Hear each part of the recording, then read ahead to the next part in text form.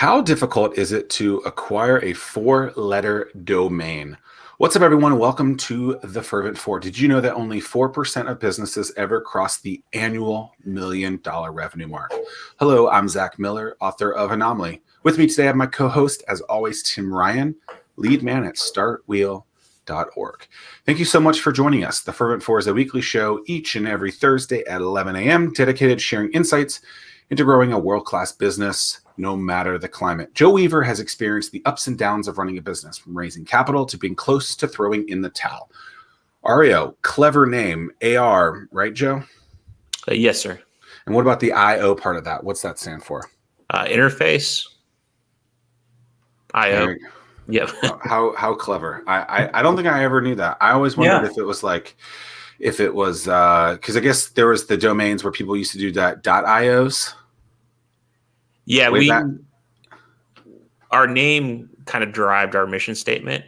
We lucked out to be able to purchase it, and augmented reality, AR, IO. So we're trying to build an interface for virtual and augmented reality. So augmented reality interface, and IO stands for interface. IO is yes. Interesting, Tim. No, how long ago did you buy that domain name?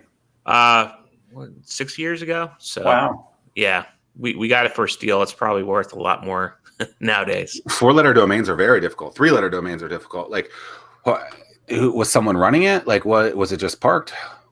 It was originally parked for probably about 5 years, and then we got it in a bid. And then the hard things was early on trying to get the app name.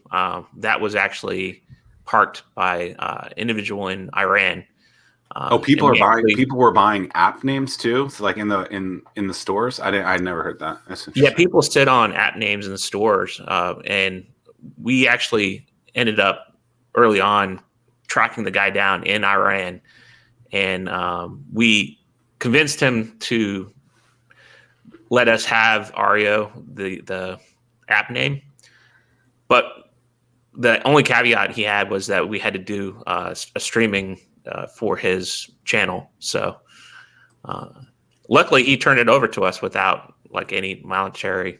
And so walk us through the next part. So was there any streaming or anything that you did? Did you have to hold up your end of the bargain, or is that still in play? No, we did. We joined his podcast 5 years ago, and it was very interesting. It was like that kind of, he wanted like to interview you guys type of thing. Yeah, he was just sitting on it, and we lucked out. We tracked him down on Twitter, and then we messaged him, and then he responded, and then we went back and forth. We're like, okay, well, if you can relinquish the app name on the iOS store, we can grab it and take it back. And he did. So after the interview, we had a podcast like this, and then he relinquished it, and we picked it up, and we're able to keep the Ario app name for both iOS and Android. That's interesting. So last week we had Cassidy Lewis of Cooper Hurley Injury Lawyers on, and they just changed their phone number to 333-3333. And there was a whole thing of trying to get that number. And actually, apparently, was it Cox who just happened to have that in their arsenal? And like they kept calling and calling and calling, and finally they just gave it up free. All they had to do was pay the normal fee for something like that. I've seen 4-letter domains, like Noah Kagan has a company called AppSumo, and he bought sumo.com for 7 figures, something like that. What is a 4-letter domain end up costing you guys roughly? I think it was around about 25,000. So wow. As ridiculous as that seems, it's not that ridiculous compared to what some of these other domains are going for. And I think if that's the company name, you want that. So if you weren't able to acquire that domain, would you guys have come up with a different name? Would you have done something different? How would you have spun that? Yeah, I think we would have probably done something different. In retrospect, we would have probably just done a normal domain kind of iteration, maybe like Ario or app or something, something nowadays. Really the power of the .com is more just kind of that brand name and trying to build the brand. And that's why we purchased it, because early on we really focused on defining the brand as far as having the brand name, registering it, trademarking it, all that stuff. And, when you look at how much that costs and the patents cost, $25,000 isn't that much of a lift when you're spending that much money on other things. Now we spend that much money a week. So, and I think a lot of companies, the URLs they're a click through anyway. They're not hearing it from go to ario.com in the same way that they were at one point. And so it's easier for you. It would have been easier, I think, for you to have done an ario.whatever. Maybe if it's whatever, a URL shortener. I don't know. That'd be interesting. But you would have been able to do that anyway, I think, from just a click through way that stuff is going compared to maybe 1999 and all that craziness. So yeah, it's definitely, for us being an enterprise, we lucked out having that domain name because it makes us seem a lot bigger than we actually are. So there's a lot of just kind of early on, ario.com, my email is joe@ario.com. There's a lot of brand recognition that people associate with just that shortness of a brand name. And people think we spent millions on that. So that's worth its weight in gold, just having something. Would you sell it for millions at this point? I was going to say, if people contacted you about purchasing that domain name? There's a lot of different Ario companies out there. I know. I have a Google alert set up for you guys so that I can just try to keep tabs as much as I can. And there are a lot of false positives. I think that my Google alert is just Ario. So yeah, there's a few Ario variations out there. Yeah, I think that's pretty common. There's an Ario car in Spain. So there's a lot of different things, but I think we got in early enough to have kind of cornered that market as people have kind of come about in the last 5 years. It's not that probably beneficial to have an active ario.com, if you're trying to set up a brand name. Right. What? You were born and raised here, weren't you, Joe? I was born in actually Texas. My family was in the Air Force, so they moved around a lot. But early on, when I was a kid, my dad worked at the Pentagon. We would come down this way to vacation. So this was always one of my favorite places on the planet. And have you always been a guy that enjoyed tech and always digging into computers and software? No, not really. I think early on, I look at my career. I started as more of a laborer, and then I got into kind of CAD. So I did welding and just manual labor to start with, where I worked at the shipyard. And then over time, I kept going to school and kept advancing, and then ultimately ended up with a degree in physics, but the concentration was in computational physics. So using mathematical programs to simulate the universe or different physical environments. So what was the thing that pushed you over to start really learning how to program? I know that when I had first met you, you were digging into your game. You're into 3D. What was the thing that pushed you in that direction? Yeah, I think computer software is a challenging environment. And when I worked at the shipyard, a lot of my frustrations was just trying to automate things. And from that, I built software and different solutions that ultimately got sold off at the shipyard. And then with that, I evolved into more R&D and then building software for mobile applications. And that's where I really liked the software development side. I'm not too much got into web development, but the mobile app development is the sections of all this that I really liked. And I've been doing AR, VR for now 15 years. So early stage, it was very much not to the level it is today. And it's definitely now magic, but 15 years ago, it'd make you sick or wasn't really a thing. So in that, you acquired a new skill throughout the way, and you finally fell in love with one of those skills, and then at some point you decided, hey, I might be able to craft a business around this? Yeah, so I think I got to the point where I knew how to do everything as far as app development, launch something for iOS, Android, and spent years just kind of knowing that I could do it on my own. And I came to a point where I had two options. Either I was moonlighting for Google, writing some kind of test cases and documentation on how to use AR device that they built early on, which was Project Tango.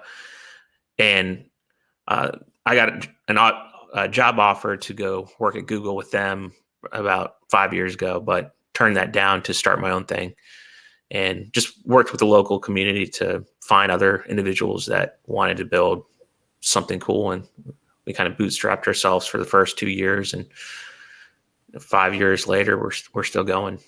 What? So I know that you'd done a short stint in LA. Was what pushed you to go to LA?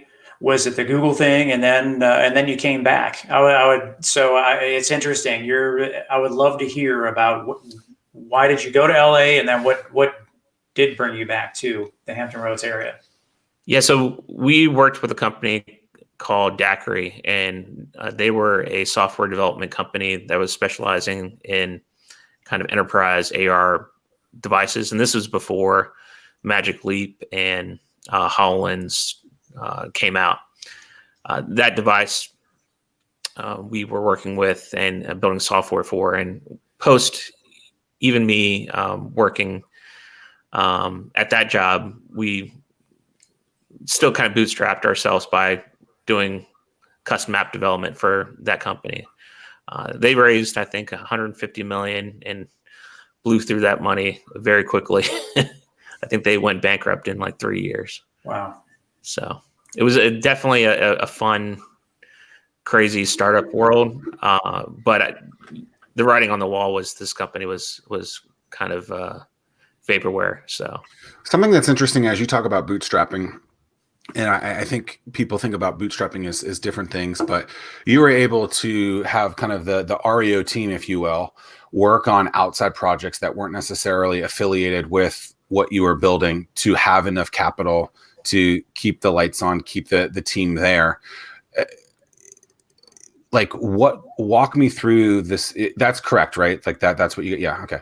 So walk me through like how you keep a team as an agency, because basically you were an agency for a little while, and then keep them excited about this other project that hadn't really come to fruition yet throughout time, to just be like, hey, like, we're going to get there. But also we need you to do this client facing stuff too. Cause I mean, agency world is already a difficult thing.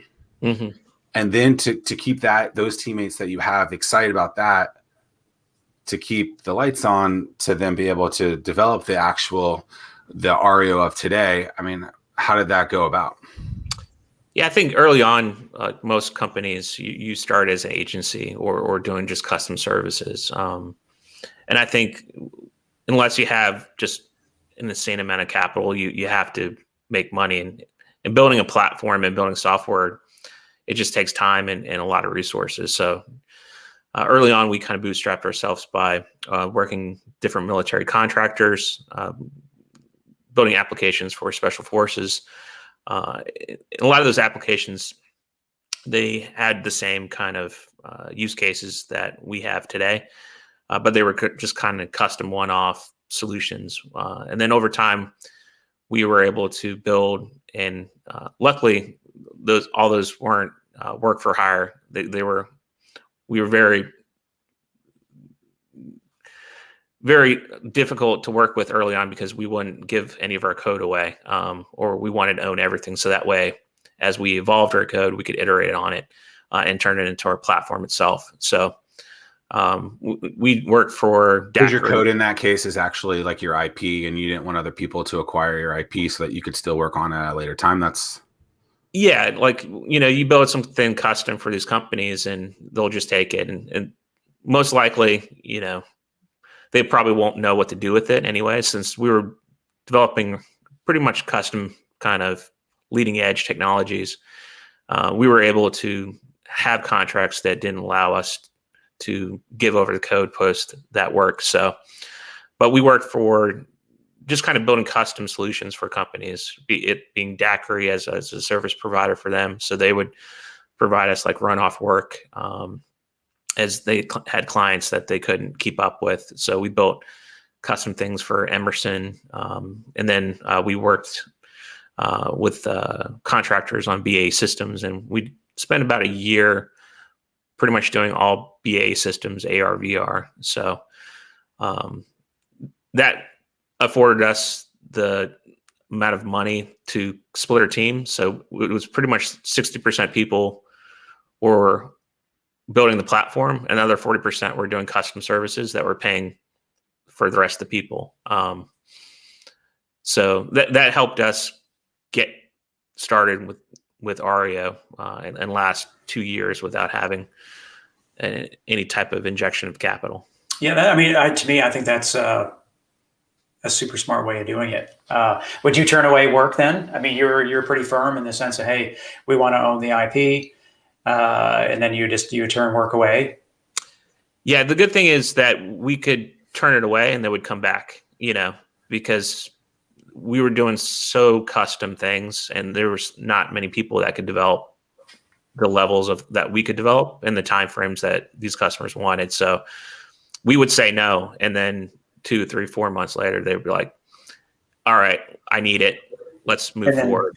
You as a CEO then, so or somebody, I guess, is sitting in the background saying, okay, we need a couple more pieces so that we have enough of a foundation that we can break away from doing custom work and then fully develop the platform. Is that kind of how everything went down?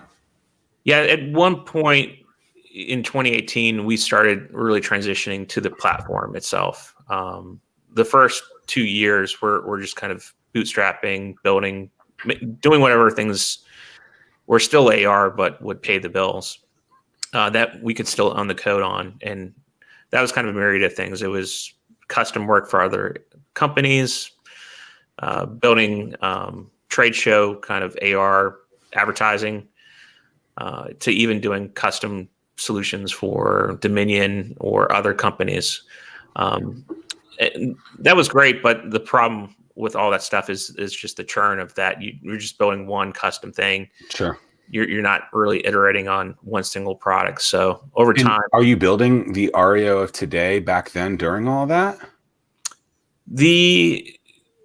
Yeah, I mean, the foundation of that stuff is pretty much kind of the same. When you look at advertising stuff, that didn't really transfer one-to-one, but some of the custom work we did for Emerson around visualizing IoT equipment and sensors, that kind of stuff has translated over even today.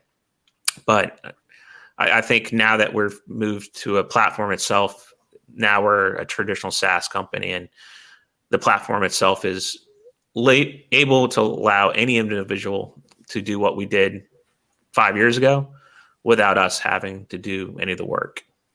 Where do you sense AR is in terms of its maturity? Are we still at the very, very forefront? Are we middle of the road? Where do you think we are? Or do we have no idea?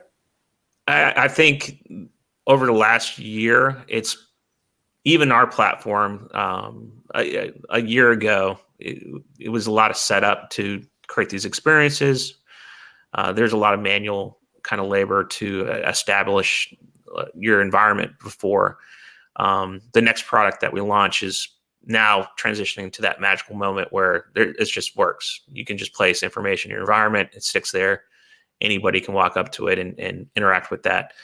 And that we dreamed of 5 years ago, and it's now finally come to fruition. So I think you look at what Facebook, 20-30% of their employees are working on AR, VR today. Apple's got thousands of people. Google is the same way. Microsoft, their last keynote was heavily focused on AR. So it's now, I think, mainstream. I think 2-3 years ago it wasn't, but now I think we've crossed the barrier where everybody kind of knows what it is. And Pokemon is AR? Oh yeah. Yeah. $1 billion a year in revenue. Niantic is, and people don't even realize that it's that, right? Which is, I think, the seamless piece of it that's so important is like these people are doing things that are being introduced to a solution that they don't even realize is this tool. Because I think what Tim is probably even thinking about too is, the old goggles that you had to wear that were hard for a lot of people and stuff like that. And now it's just seamlessly being integrated into some of the stuff of today. And that, I think huge.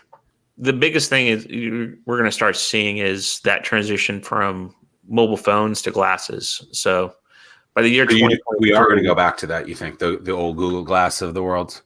Yeah, it's going to be more an actual glasses. So you think Apple's going to get it right?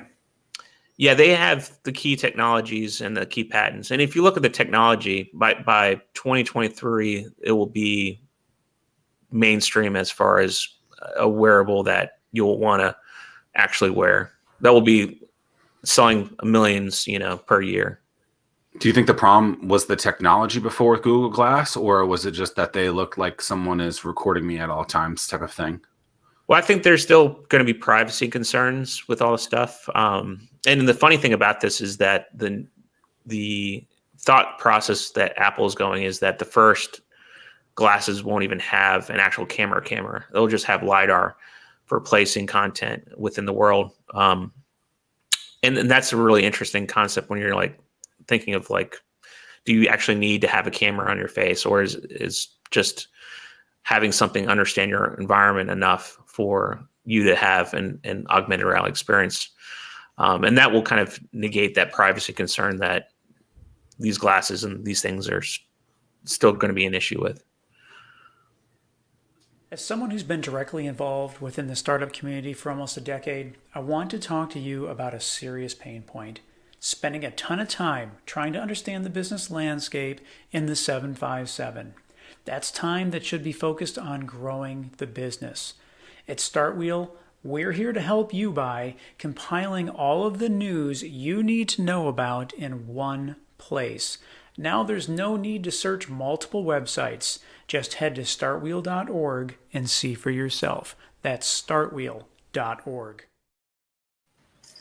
So when Apple, with the iPhone 12 Pro model, that included LiDAR, do you think that was a big first step, them kind of testing the waters with their technology, gearing towards the future with their glasses? Yeah, we heavily work with Apple and Apple products, and they're going on a journey, as far as from a product standpoint. They know in the next 3-4 years that a wearable, especially glasses, will replace the phone. And they're enabling these technologies years before this stuff will kind of start actually hitting the mainstream. But they have a plan, and they have more engineers working on it now than you would ever imagine. And their hype around it is that AR is the future. And we're kind of piggybacking that same idea as they advance their product and their feature sets. It just makes our experience better and more seamless. Zach, did you throw a question up? Yeah, I did. Yep. Dan Gerard says, how is your success of engaging Virginia-specific companies as clients? Is it difficult getting work with Virginia companies? Have you reached out to local economic development offices to help get introductions to VA companies? So I guess a couple of questions there. Do you have a lot of Virginia-specific clients? Yeah, I mean, we work with companies in Virginia, and we work with people all around the world. I think that it's just like any type of company, you have to have a problem statement that they're trying to solve. So for us during COVID, it's definitely been around communication and providing tools that are centered around remote workers being able to communicate better and more effectively. And then if you look at the other industries that we work with, manufacturing, energy, utilities, it's all about companies trying to solve either downtime or skills gap, providing knowledge. So I think if you can find companies that are looking for your solution, regionally it's easier to travel and talk to companies and get started with it, or have other people introduce you to it. But again, it's a hard community to like get rolling with enterprises locally. Our community is hard. Yeah, I mean, Norfolk Southern is a great example. Like they're literally right across the street, and we've never had one. Yeah. Well, it's interesting you say that. So I've always said that the biggest issue isn't that there's companies, it's access to those companies. And so a lot of people can say, oh, we have, we want to do this, we want to do that. But it's like, well, are you willing to actually give up some of those things or are you willing to open the door for an opportunity for stuff like that? In the example of Norfolk Southern, which might as well just be called Atlanta Southern at this point, let's be honest. All jokes aside though, like it's like, don't just talk the talk, walk the walk. Right? Like, don't just say you want to be quote unquote the startup community, like actually open the doors and do stuff like that. And I think I've constantly over the last decade or so pushed companies to try and do that. And, some of them are more receptive than others. Some of them, I think, just want to write a check. Some of them, I think, just want to talk the talk. I think, honestly, the checks are irrelevant and the talking is irrelevant. The most important thing is to open the door and give access, because that actually opens what is necessary to see the success. Not to say that money isn't important and things like that, but it's just like, hey, like checks are great, but what I really want is access to that thing that you have as a capability. Let's go with that. So, yeah, and I think this being a newer ecosystem, companies have a hard time understanding. Plug and Play is a great example of a network that is in Silicon Valley that caters to companies looking for technologies. It was interesting that we actually didn't have discussions with some of the companies locally here until we were actually in Silicon Valley, because I'm not sure if they took us serious or, they wanted, that network to drive the interactions. But it's just like any local community. There's not many startups, and, there's still that kind of mentality with enterprises that if you want technology, you got to go to Silicon Valley to gather it or procure it. So is that a true statement, you think? It's just, if you look how much technology is there, compared to here, you wouldn't expect, high-end stuff to live or exist here. But I think places like Austin, places like Atlanta are starting to write this new paradigm for how high-tech companies can be in markets that are non-traditional. And there's heavily focus on Norfolk or even the 757 region to become that. The hardest thing is just going to be sourcing tech talent and keeping it here, since most of those individuals, once they graduate, go towards Northern Virginia or other larger regions. So how does a company then, if a company can be anywhere because the internet's fast enough anywhere, and all you really need is four walls and a bunch of people, what does an area like this, like the 757, do to try to retain talent? I mean, what's your pitch to those people? I mean, you're saying, hey, we can do this. So when you're talking to these people, when you've hired the 15 people that you have, what do you say to keep them here or to drive them here? I think as far as our mentality early on, we were really thinking of keeping people here, trying to build an ecosystem here, but COVID's kind of thrown a wrench into that. Since large amount of our growth has been during this time and everybody's been working remotely, we've had to then be more open-ended as far as really anybody you want to hire on the tech side that is competitive with Amazon, Facebook, or Google all have the option of working remotely. So they don't have to pick up their family or whoever, to go move to work for Amazon or Google. So we're kind of in the same spot right now. As we've grown, it's been more remote. But I think over time, if that's keeps in our DNA, we're going to be a very remote and non-traditional company as far as location based. Yeah, and I think that really over time, that what you saying non-traditional is going to become the tradition. I think more and more companies are following suit. They're going to have this remote mentality and mindset. Just one, I think, given an opportunity, given if you're trying to hire somebody and you have someone that has the talent that you're looking for, and they have the option, I can go work here remote, or I have to go choice B and be in the office every day. I think it's an advantage to you offering the remote solution so that yeah, that's what people are looking for. They have a taste of it. I think that that's what they want. So it's a strength for you. Yeah, I think setting up a remote culture, we've tried to automate everything and try to build that. I think that's still kind of being developed out, and I think there's a ton of room for technologies to make these experiences better, because even for us, we've tried to automate everything from like how we document, how we communicate, how we do everything. It's all on the computer now. We don't have anybody meeting in person, but how do you have brainstorming meetings? How do you still, enable communication? How do you still enable work? And I think that mindset of people working remotely aren't effective. I think we've done more work in the last year because of being remote. The people have been a lot more focused, and it's still a difficulty with individuals that have families that couldn't go to school or had to homeschool at the same time. But, any type of software companies is not really affected by us having to sit behind a desk and all next to each other. You do miss the serendipitous kind of moments of innovation and talking, but I think you still try to drive that with Slack or other tools to keep an open channel to communicate as much as possible. So what I'm hearing from you is that maybe these communities across the country and even the world that have these startup communities that have really been driven by, founders or in those specific cities are maybe going to the wayside, if you will, that they're not going to be as important as maybe they have been over the last decade or so. Is that what I'm hearing you saying? Because people can be anywhere, or do you think there is still going to be these silos of areas that are more prominent than others?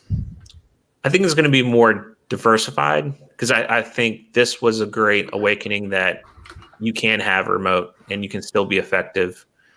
Yeah. Not every industry is probably going to feel this, but it's software development. It's 100. If you would have said a year ago that we could operate 100% remote, everyone, I would have been like, oh, good Lord, this is going to be, Yeah. Is that because you have expenses tied to a building a lot of times? I mean, it seems like that is a big piece to it, right? So like you got, a 40-story building, you own the building and no one's in it. It seems like a waste of money. Or, oh, now I have to pay my team internet as part of their internet or whatever. Like, is that the reason why you think a lot of these areas are not, or what?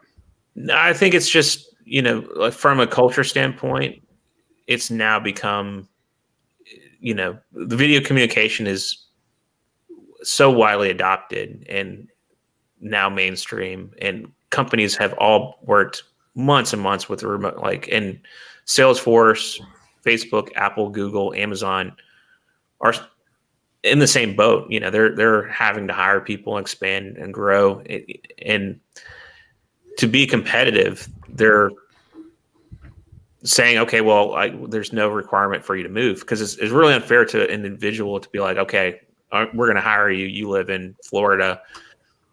In a year and a half, we're going to have to pick up and move, when you're effectively doing work and not having any issues and outputting. So, well, I wonder how much, an area like here, 44 minutes a day. Actually, no, I think the average commute for people is 44 minutes a day. I think here is 22 minutes, something like that. Right.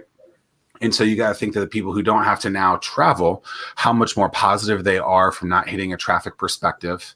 Tim, I know you talked about traffic at some point in the last few weeks and how people at the HRBT aren't hitting that or anything like that. I mean, I wonder just from a positivity standpoint, how that's helping teams be more productive. Well, I think you have some individuals that thrive in those environments and other ones that that don't, like we have some people thrive in road rage. Let's get it on. just having like we have a lot of, younger individuals that may not be married, and there's that social aspect that you completely remove from people not have any social contact or being around those, people that they work with or that.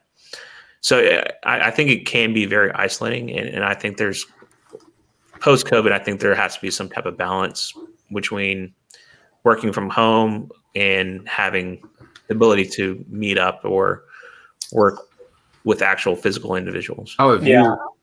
I would say that to answer your question, Zach, there's going to be a hybrid. I think that people are going to work remote. And then with the money saved, with not having to have an office to to write that check every single month, then there's going to be maybe bi-monthly or quarterly all hands that they can rotate and bring the entire staff to those buildings or to those offsite locations to have the best of both worlds. And if I was king for a day in Hampton Roads, that would be one of the things that I would be marketing to different businesses, saying, hey, come to Hampton Roads, have your offsite here, and attract them for those types of purposes. I mean, we already know that tourism. So the tourism aspect of business. Exactly. Yeah. Yeah, I think that's an interesting idea. I think companies, they know they can operate remotely. There's no excuse now for. Yeah, it's 13 months now. If they haven't been able to figure it out, that's on them, right? They'll never be out of business. Yeah. Yeah. So, they can operate with this way. So there's no excuse. And you think of how competitive companies have to be. And especially when you look at the things that we're competing against with Facebook, they're always thinking of perks, it being either free lunch or having, offices that are just super, high end, and crazy amenities. But I think there's going to be some individuals that will this is how they want to operate moving forward. And then the other ones will be like, this is fine a couple of days a week. But I don't want to miss that social world. Are you stuck at your home office, socially distanced coffee shop, or your fancy all bricked out corner office, wondering why no one can see your business and sales are all over the place? Sounds like you need a pro. That's why I developed the Anomaly Academy. Insert clever copy here. Oh, I guess I was supposed to put something else there. Oops. You can grab access to the Anomaly Academy now at zackmillersays.com/Anomaly Academy. So next week's guest, Chef Chris Hill, copied this from an article. In highway heavy LA, for example, the average commuter saved 10.25 days last year by working from home. In Houston, the number was 9.95 days. So that's two weeks of travel time in LA, over 2 weeks of your standard 40-hour. Wow. Yeah. I wonder if that's 24-hour days, or if that's because that could be 48 hours. Well, I don't know, but that's crazy. A lot of time. Sorry. Yeah. Joe, what did you say? Yeah, Joe, I'm curious. Are other localities outside of Hampton Roads, are they contacting you right now to try to move? Are you getting pressure? You've raised some money, and as you look to in the future to raise more money, are you getting pressure to leave the Hampton Roads area? That's question one, and then question two is, what would keep you here? We would hate to see a company like yours leave. What's being done to keep you here? Yeah, I think, just like any type of business, capital wants to be close to where you're at. If you raise capital, like they want to be able to have a board meeting or be close to you, within 2-3 hours. It's just how capital works and VCs work. So we've raised regional money, and that's helped keep us here. But I think as we grow or our idea of our platform expands, I think that's going to potentially limit our potential. And as a startup, you kind of have to kind of go with what thought process, do you want, the region, the money that you have access to be limited by where you're at?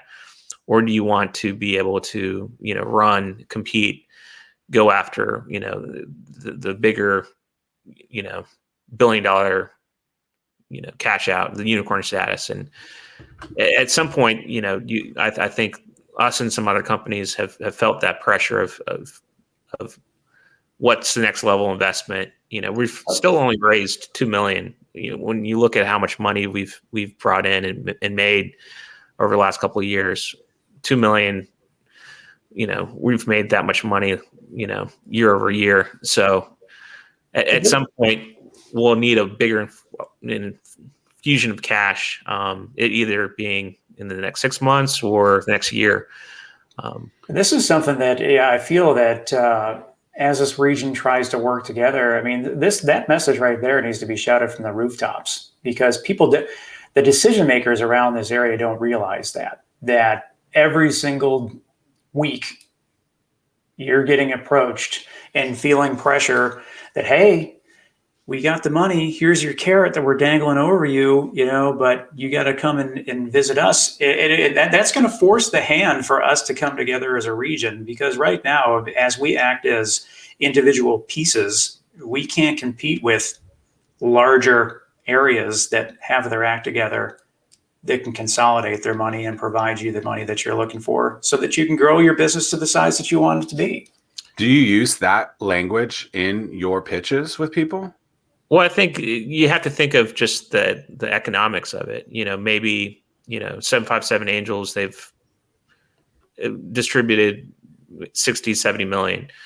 In Silicon Valley, every year, 100 billion is allocated to startups. So in just that one, 200-mile radius, 100 billion a year is allocated.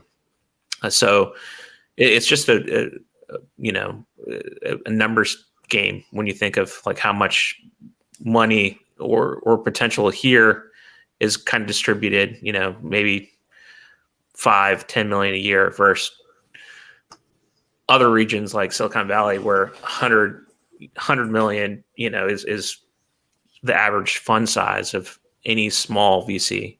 So, yeah. And you guys have some, you guys have some chops. You guys are developing some really cool technology. You're attracting big names. You recently won a competition with Verizon. 550 folks competed. You guys took home the first prize and walked away with a cool $1 million. Talk about that. Yeah, I think when you think of high-tech startups, everybody wants to think Silicon Valley or larger regions, but I think we've proven that we could build something that can compete not only just regionally, but globally. And with that, we've been showcasing our products to larger companies, if not the top 5.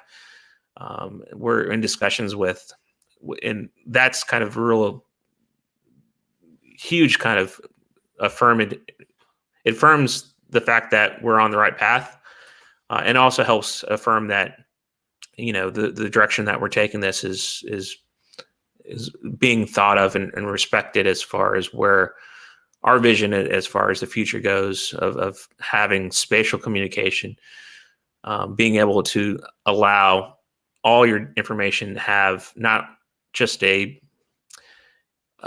address as far as a physical address, but have a connection to the actual object itself. And as we move forward, Verizon and some other large enterprises have really latched onto that idea of, okay, well, yeah, this is how people are going to communicate in the future. And we're proving that it's not the future. We're doing it today, and allowing companies to do that without us to even have any input into it. They're walking around their environment, labeling everything and attaching work instructions, manuals, everything they need to do their work. And it's definitely revolutionary when you see the old process where, I have a piece of paper, I've got to go find this piece of equipment. I got to go find a foreman to track down where to go to get that. First, I just pick up my phone and it will navigate me to that piece of equipment. And once I'm there, I have everything I need to do my job. And then I have 3D overlays, I have videos, all that metadata is just given at the fingertips. And it's that magical moment of that worker's journey of going from, the 10 years ago, everybody used maps to get to a location. Now, if you gave a map to a 18-year-old, they wouldn't know how to get to, across the street. Yeah, Tim, would your daughter know how to use it? Well, she would, only because my wife she's a map person in the sense of that's her profession. So, but Madison would be an outlier in that regard. Having them fold it is difficult enough. That is true. Well, it's like an abacus. Yeah. I'm curious. I want to, you got the $1 million from Verizon. You've further validated what you're doing, that you're on the right track. Was that the funding that you needed to get ready to release your new product? I want to talk about your product, and there's some news that some big news is getting ready to pop, or maybe it has popped already. But I would love to hear about your product.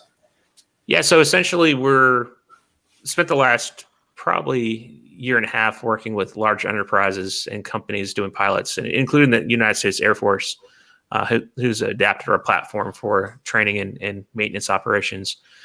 And through that, we've really focused on just understanding the problem statements that these companies had, it being how to train in other environments that they don't have access to now because of COVID, or how to companies communicate effectively online. I think Zoom, Teams, all these things are heavily prominent in these areas, but they're not super focused towards how to operate machinery or how to operate an assembly line, or how to maintain a F-16. And I think we really focused on building solutions to solve a lot of these spatial problems and provide better context. And from that, we've tested a lot and did a lot of pilots and seen a lot of growth. But now I think as we move forward, the technologies become to the point where it's now mainstream or consumable by the masses, meaning that early on we'd have to, like 2 years ago, set everything up, had pre-scanned the environments, had to do everything to pre-establish the experiences. As we move forward, we've taken all that out. The technology is caught up to where we dreamed of, being able to walk into an environment and just point your phone at something, labeling it by tapping the screen and having that persist. And then the next person walking in, holding the phone and seeing that. That for us has been, the dream of like our technology to say, okay, well, one day somehow, all these things that we're going to do will just magically work. We'll just pick up a phone. You won't have to do anything. The phone will do all the magic of understanding the world. And we've crossed that barrier this year.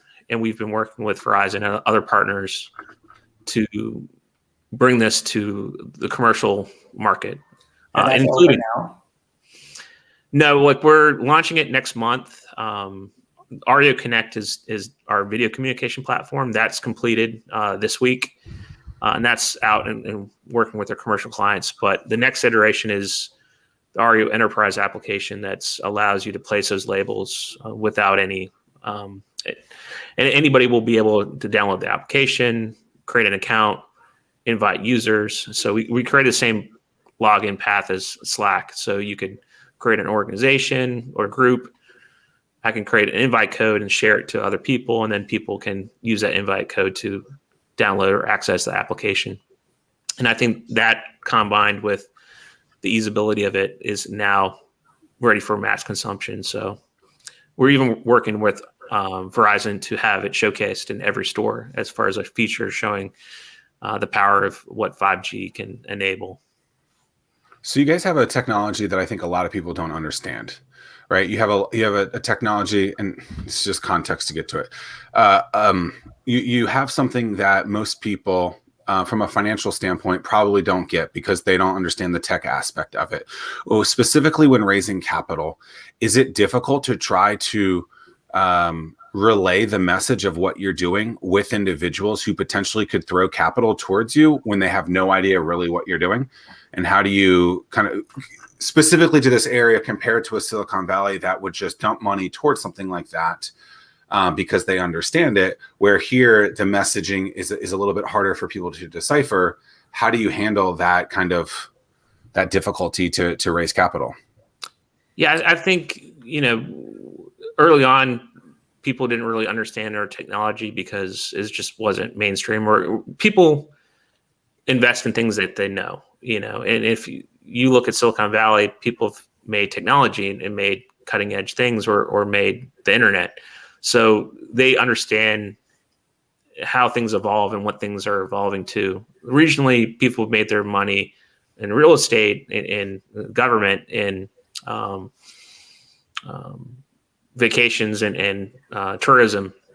So those are the areas that the local investors really know really well.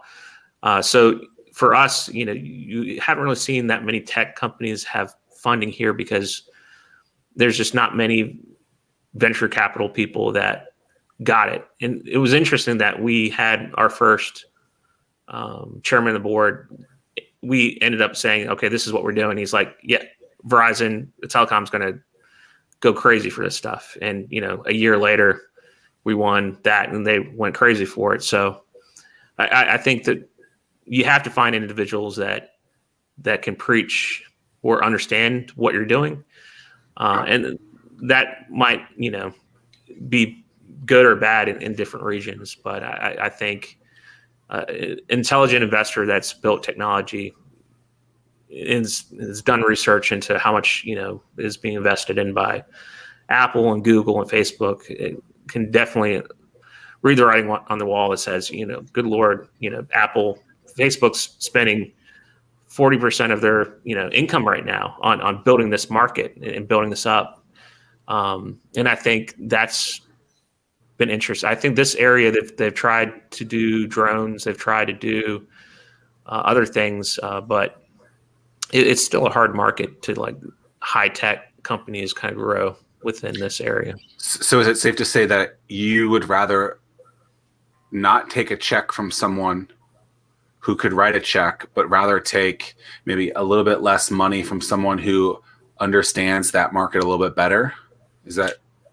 Well, you have kind of two traditional investors. You have, what's kind of coined as dumb money, but money that is just given to you, Mm-hmm. And that money doesn't come with connections or really much insights. It's just capital to help you do your business. And then there's other more, capital that you can have, or investors that have some type of market penetration in the markets that you're going after. So they might have connections to manufacturers, other enterprises that will help not only just give you money, but open the doors and kind of, not to say, but like grease the wheels, but at least allow, you to be able to get in front of the right people. That doesn't necessarily mean that you'll be able to close a deal, but, being able to have access to a CEO at a large enterprise, you maybe have 10 minutes, to show them like what you're doing, what you're trying to solve.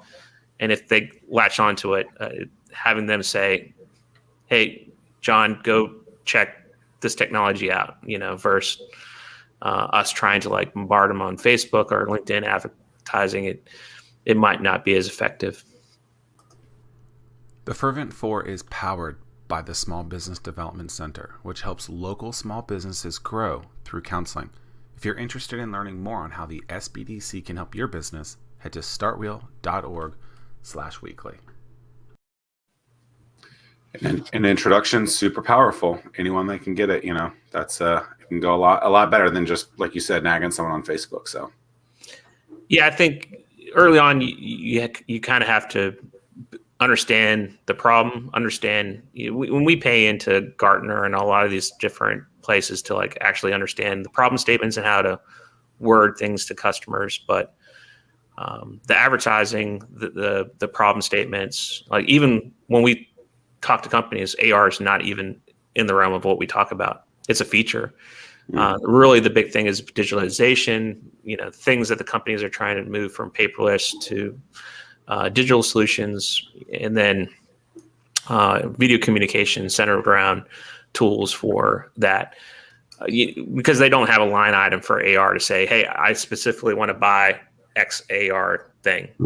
Like that's just that companies don't have that. So once they see that feature of our applications, that competitive advantage that makes us like, okay, well, we can have Oracle or we can have Siemens workflow, but it doesn't have virtual, information. It doesn't have navigation. It doesn't have X, Y, and Z, all these things that AR adds. And that's been allowing us to compete with these companies and say, hey, we've tried Oracle, let's try Ario. And then they start liking it because then all the little problems of like, how do I get to a piece of equipment? Oh, I can't do that. Or even what we do nowadays is really just integrate what they already have. So like say they already have spent millions, if not hundreds of millions on Oracle, SAP, but we just hyperlink that into our system so that way they can access that same content, but now they can add videos and 3D models and all these other things on top of Oracle or Siemens, which is great because it's allows us to not have to like do a lot of heavy lifting and say, hey, you're gonna have to go like redo everything.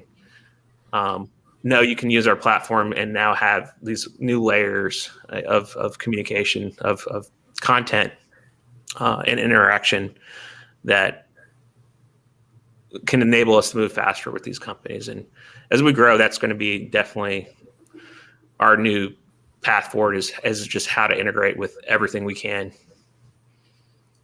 Who would be your dream client to work with in the Hampton Roads area?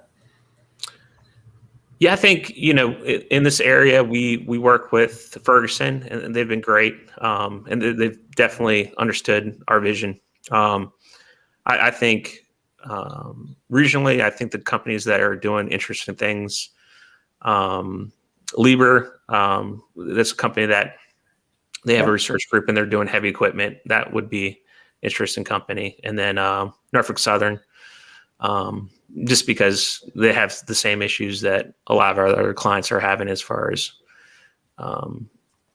complex machinery, remote workers that can't get to or travel as effectively to operate on things. And they've probably fallen in the same problem statements that everybody else is having. There's got to be some folks around here that knows some connections there. So let's make it happen, folks. Is there anything we haven't talked about, Joe, that you want to talk about?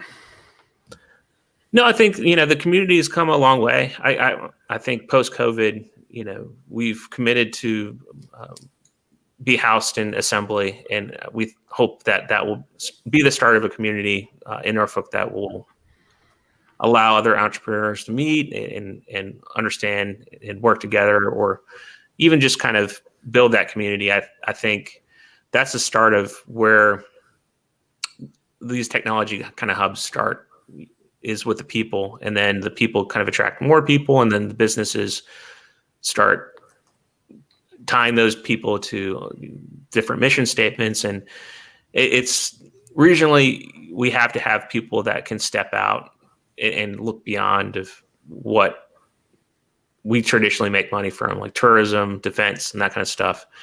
Because I think those worlds have definitely, defense is still defense, but during the different ups and downs that they have, they're always contracting or expanding, and they've never been really great at commercializing products.